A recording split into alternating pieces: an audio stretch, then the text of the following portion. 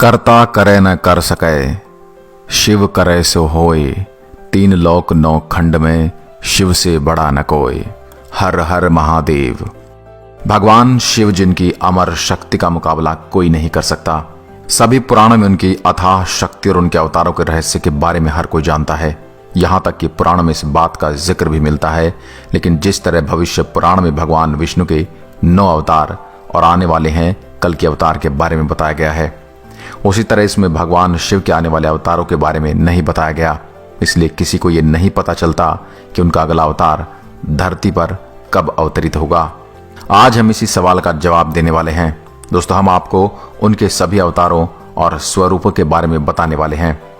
लिंग पुराण में भगवान शिव के 28 अवतारों के बारे में बताया गया है, पर उनमें सभी नामों का जिक्र नहीं मिलता।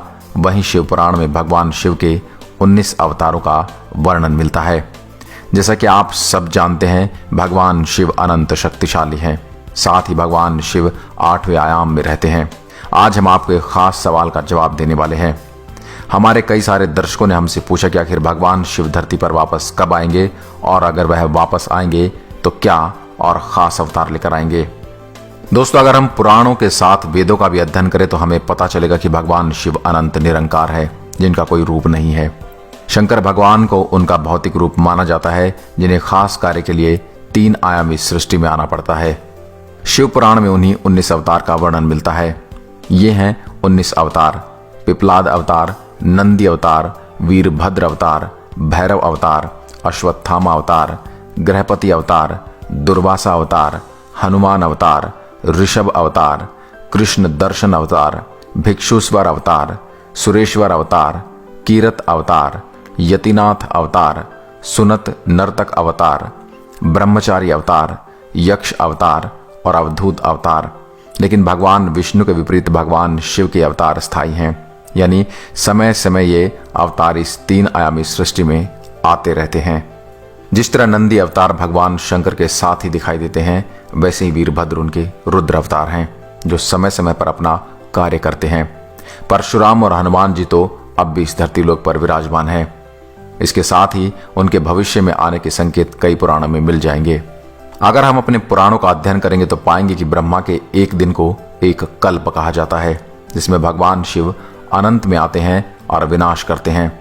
यही उनका कार्य है, क्योंकि उसी के बाद दोबारा सृजन हो पाता है। हमारा कलयुग भी 4,32,000 साल का है, जिसमें से 5,000 साल बीत चुके हैं, और भगवान विष्णु का कल के अवतार इस युग के अंत में जन्म लेगा और बुराई का अंत करेगा। उस समय पर भगवान शिव और हनुमान जी सबके सामने आएंगे, क्योंकि वह अमर हैं। और इस 3 आयामी सृष्टि में अमरत्व का असली अर्थ इन 4 युगों से ही है। भविष्य पुराण और ब्रह्म पुराण के अनुसार ये 4 युग यानी एक महायुग खत्म होते हैं, तो हर भौतिक और अमर वस्तु नष्ट हो जाते हैं। ये सब भगवान शिव के ही कारण होते हैं।